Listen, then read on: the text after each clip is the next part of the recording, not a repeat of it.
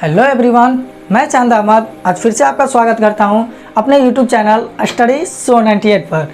तो चलिए मूड बनाते हैं।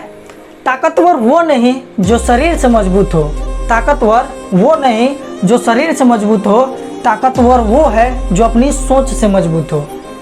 जब हम अपनी सोच से मजबूत होंगे तो जैसे एक बचपन पर हम लोग बचपन में कहानी सुने थे हाथी और चींटी वाला, कि चींटी बहुत कमज़ोर होती है लेकिन सोच से वो बहुत बलवान थी और उतने बड़े विशाल जानवर को भी उसने क्या किया था, हरा दिया था। उसके सूंड में एंट्री मार के उसके सूंड में काट काट के उसको परेशान कर देती।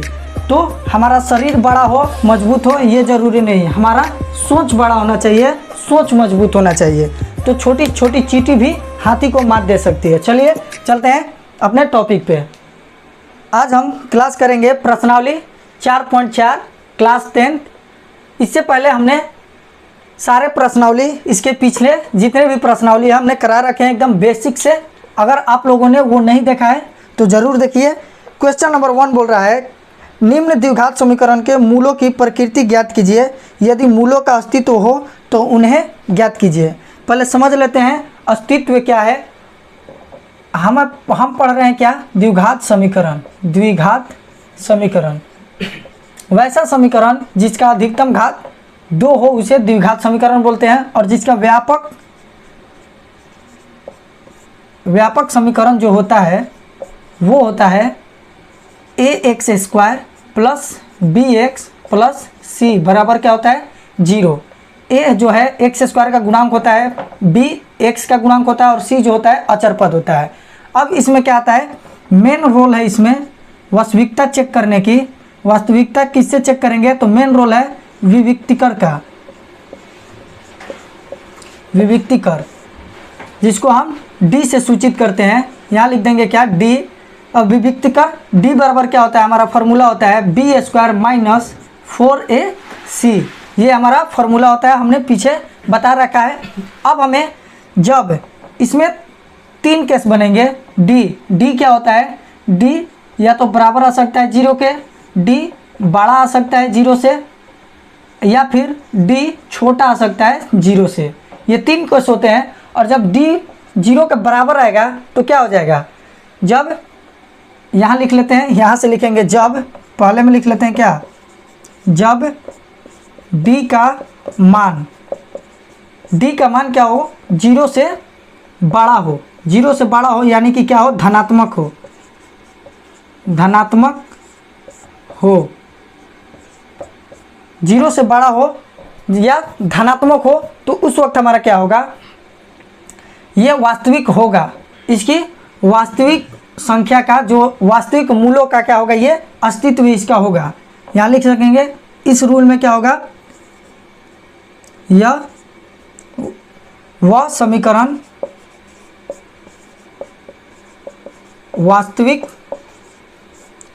वास्तविक मूलों के अस्तित्व में होगा।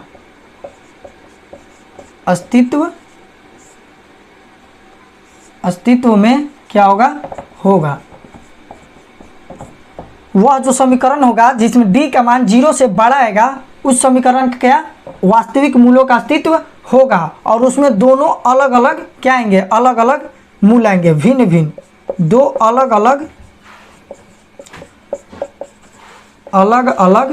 मूल होंगे। इस रूल में क्या होगा, जब d बड़ा होगा तो वास्तविक मूलों का अस्तित्व होगा और दोनों जो मूल आएंगे वो क्या आएंगे, अलग अलग होंगे। और जब d बराबर होगा 0 के तो ये भी क्या होगा, ये भी 0 के बराबर होगा। जब ना 0 से बड़ा ना 0 से कम, जब भी आएगा तो 0 आएगा। और जब 0 आएगा तो वो भी वास्तविक मूलों का अस्तित्व में होगा, वास्तविक मूलों के अस्तित्व में होगा। ये भी अस्तित्व में है, ये बड़ा है तो भी अस्तित्व में है। इसमें क्या है, दो अलग अलग मूल प्राप्त होंगे। किसमें, जब ये बड़े हो गए, जब d बड़ा होगा 0 से तो अलग अलग मूल प्राप्त होंगे। और जब d बराबर होगा 0 के तो यहाँ वह भी क्या लिखेंगे, जब d का मान मतलब d बराबर हो 0 के, वह समीकरण वास्तविक मूलों के अस्तित्व में होगा तथा उसके दो मूल समान होंगे, इसमें दो मूल समान होंगे। जैसे कोई मूल आ गया, मान लेते हैं एक मूल 5 आया तो दूसरा मूल भी क्या आएगा, 5 ही आएगा। एक मूल 8 आया तो दूसरा मूल भी क्या आएगा, 8 ही आएगा। और इसमें दोनों अलग अलग आएंगे, एक 5 आ गया तो एक 8 आ जाएगा, एक 10 आया तो एक 12 आएगा, ऐसे कुछ आएंगे अलग अलग। अब आता है तीसरा कंडीशन। तो तीसरे कंडीशन में क्या है, जब d 0 से छोटा होगा तो ये क्या होगा, ये साफ साफ इसका वास्तविक मूलों का अस्तित्व नहीं होगा। जब ये रहेगा तो इसमें लिख सकते हैं, यहाँ लिखेंगे क्या, जब d का मान 0 से छोटा हो, मतलब ऋणात्मक हो, जैसे -5 आ जाए, -20 आ जाए, माने कोई भी संख्या माइनस में चला जाए, 0 से भी नीचे चला जाए, 0 से पीछे चला जाए, तो वो क्या हो जाएगा, वो छोटा हो जाएगा 0 से। तब लिखेंगे क्या, जब d का मान 0 से छोटा हो यानी कि ऋणात्मक हो, यहाँ ऋणात्मक लिख लेंगे, वह समीकरण वास्तविक मूलों के अस्तित्व में नहीं होगा, यहाँ लिख लेंगे नहीं होगा। अर्थ जब वो वास्तविक मूलों में नहीं होगा तो उसकी मूलों की संख्या आएगी ही नहीं। तो यहीं पे लिख के इसको छोड़ देते हैं। ये हो गए हमारे 3 कंडीशन। इसी पे हम अपना आगे का मैथ बनाएंगे। तो चलिए बनाते हैं, शुरू करते हैं। देखते हैं क्वेश्चन नंबर 1। क्वेश्चन नंबर 1 का जो 1 है वो देखते हैं। इसमें क्या दिया हुआ है, 2x² - 3x + 5 = 0, ये दिया हुआ है। इसके आगे हम a b c चेक करेंगे पहले। ये हो गया, a बराबर हो जाएगा 2, b बराबर -3 और c बराबर क्या हो जाएगा 5। तो क्या निकालेंगे, d बराबर क्या होता है, b² - 4ac, यही होता है। अब हम निकालेंगे b के जगह पे है -3 का होल स्क्वायर -4, a के जगह पे है 2 और c के जगह पे है 5। ये हो जाएगा 3 × 9 -5 दूनी 10 चौके 40। ये आ जाएगा हमारा क्या, 31, किस में, माइनस में, क्या आ जाएगा 31 माइनस में। तो ये क्या हो जाएगा हमारा, d छोटा हो जाएगा 0 से। यहाँ लिख सकते हैं चूँकि d छोटा है 0 से, इसीलिए इस समीकरण का वास्तविक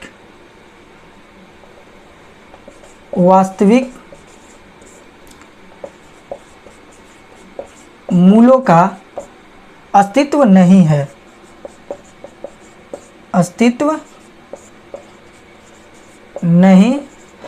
ये हो जाएगा हमारा क्या, आंसर। चलिए इस साइड देख लेते हैं, फटाफट देखते हैं क्वेश्चन 2। क्वेश्चन 2 क्या दिया हुआ है, क्वेश्चन 2 दिया हुआ है हमारा 3x² - 4√3x + 4 = 0। अब क्या करेंगे, इसमें भी a b c देख लेते हैं। a है 3, b हो गया -4√3 और c है 4। तो यहाँ से क्या करेंगे, d निकालेंगे। d बराबर होता है b² - 4ac। b का मान है -4√3 का स्क्वायर -4 × 3 × 4।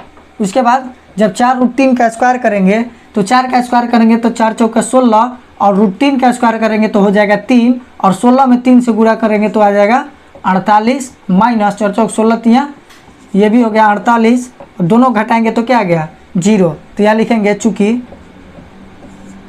d बराबर 0 है, इसीलिए इस समीकरण का वास्तविक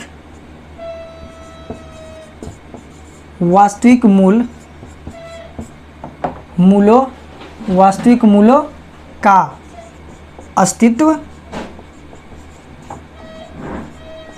है तथा दोनों मूल क्या होंगे, दोनों मूल समान होंगे, मतलब एक जैसे होंगे, एक बराबर होंगे,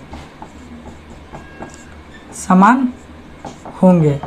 दोनों मूल क्या होंगे, समान होंगे। जब भी d का मान बराबर आता है तो क्या होते हैं, दोनों मूल समान होते हैं। तो चलिए इधर साफ करके मूल निकाल लेते हैं। अब देखते हैं आगे, जब समान होंगे, जब अस्तित्व है तो हम मूल निकालेंगे। मूल x, और मूल x बराबर फॉर्मूला हमने आपको बताया था -b ± √d/2।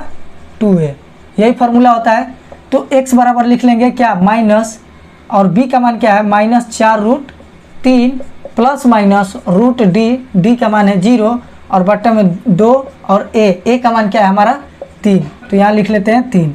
x बराबर क्या आ गया हमारा, minus minus plus 4√3 plus minus 0 का वर्गमूल निकालेंगे तो 0 बाहर आ जाएगा, ये हो जाएगा 3 दूना 6। एक तरफ ले लेंगे x 4√3 प्लस 0 और 0 जोड़ेंगे या घटाएंगे कोई फ़र्क नहीं पड़ेगा तो हटा देते हैं, और दूसरी तरफ क्या हो जाएगा, x बराबर 4√3 माइनस 0, तो यहाँ भी घटाएंगे कुछ फ़र्क नहीं पड़ेगा, हटा देते हैं, ये हो गया 6। अब ये कट जाएगा, क्या हो जाएगा, 2 दूनी 4 2 तिया 6, 2 दूनी 4 2 तिया 6। x बराबर क्या आ जाएगा हमारा 2√3/3, ये एक आंसर हो गया। और इधर भी क्या हो जाएगा 2√3/3। ऐसे हम इसको यहीं पे छोड़ सकते हैं, ये हमारा आंसर हो गया। लेकिन हमारा जो NCERT की बुक है उसमें आंसर कुछ अलग दिया हुआ है, यहाँ पे भी छोड़ देंगे तो कोई दिक्कत नहीं है, क्योंकि एग्जाम में हमको आंसर देखने को नहीं मिलेगा। लेकिन आप लोग को NCERT में जो आंसर दिया है वो अगर करना है, क्योंकि यहाँ पर तो हम आंसर देख सकते हैं तो आंसर मैच नहीं कर रहा है अभी, तो इसको हम क्या कर देंगे, नीचे मैच करने के लिए हम इसको आंसर ना लिखते हैं। लेकिन अगर एग्जाम में इतना छोड़ दे तो कोई दिक्कत नहीं, छोड़ सकते हैं यहीं पे भी। यहाँ क्या करेंगे, 2√3 है और इस 3 को क्या लिख सकते हैं, 3 को लिख सकते हैं √3 गुने √3, ये होता है √3 गुना करेंगे तो 3 हो जाएगा, और √3 से ये √3 कट जाएगा, क्या आ जाएगा हमारा 2/√3 आ जाएगा, 2/√3 आ जाएगा। और ठीक उसी तरह इस साइड भी क्या करेंगे, √3 को 2√3 इधर है तो √3 गुने √3 कर देंगे इसको भी, और ये भी कट जाएगा, तो ये भी क्या आ जाएगा 2√3। तो ये हमारा आंसर बुक में दिया हुआ है, हम इसको भी आंसर कर सकते हैं। तो चलिए चलते हैं अगले क्वेश्चन पे, देखते हैं क्वेश्चन नंबर 3। क्वेश्चन नंबर 3 दिया हुआ है 2x² माइनस 6x प्लस 3 बराबर 0। ठीक है, अब इसको करते हैं। जब इसको करेंगे a बराबर क्या हो जाएगा 2, b बराबर -6 और c बराबर 3, तो d निकालेंगे। d बराबर होता है b² माइनस 4ac, b का मान है -6 का होल स्क्वायर माइनस 4, a का मान है 2 और c का मान है 3। जब 6 का स्क्वायर करेंगे तो आ जाएगा 36 माइनस 8 8 24, यहाँ लिख देंगे 24 और घटाएंगे तो क्या आ जाएगा 12। तो यहाँ लिखेंगे चूँकि d बड़ा है किससे, 0 से, इसीलिए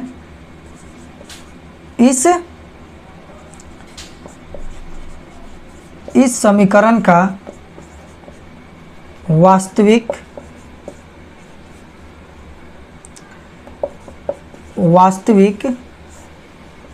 मूलों का अस्तित्व है, इसका अस्तित्व है।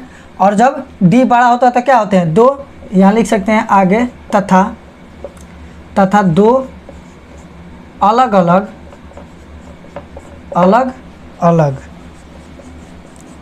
अलग मूल होंगे। दोनों जो होंगे वो क्या होंगे, अलग अलग मूल होंगे, क्योंकि यहाँ d जो है 0 से बड़ा है, 12 आया है। और जब 0 आता है तो मूल समान होते हैं, लेकिन जब d 0 से बड़ा आता है तो अलग अलग मूल होते हैं। तो यहाँ से मूल निकाल लेते हैं। मूल x बराबर -b plus minus √d/2a। x बराबर क्या हो जाएगा, b का मान है -6 प्लस माइनस √12/2 और a का मान हमारा है 2। लिख लेंगे x बराबर माइनस ये +6 प्लस माइनस रूट, इसको तोड़ेंगे तो क्या आ जाएगा 2 गुने 2 गुने 3, ऐसे तोड़ सकते हैं इसको, और ये हो जाएगा 2 दूनी 4। जब इसको तोड़ देंगे तो x बराबर हो जाएगा +6 प्लस माइनस 2 है तो 2 का 1 बाहर आ जाता है और अंदर क्या रह गया 3। ठीक है, और इसके बाद क्या हो गया नीचे 4। अब दोनों को अलग अलग कर लेंगे तो x बराबर एक तरफ हो जाएगा 6 प्लस 2 3/4 और एक तरफ हो जाएगा x बराबर 6 माइनस 2√3/4।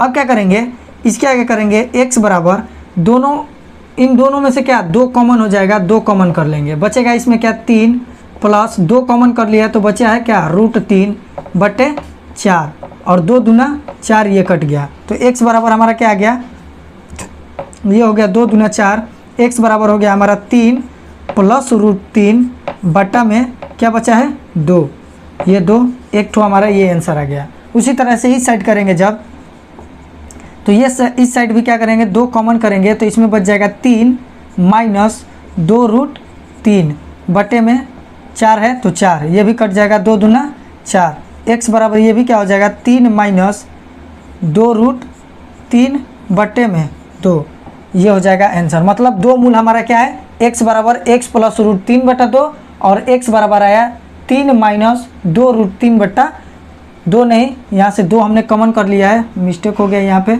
ये 2 नहीं रहेगा, 2 तो हमने कॉमन कर लिया है, ये हो जाएगा 3 माइनस √3/2।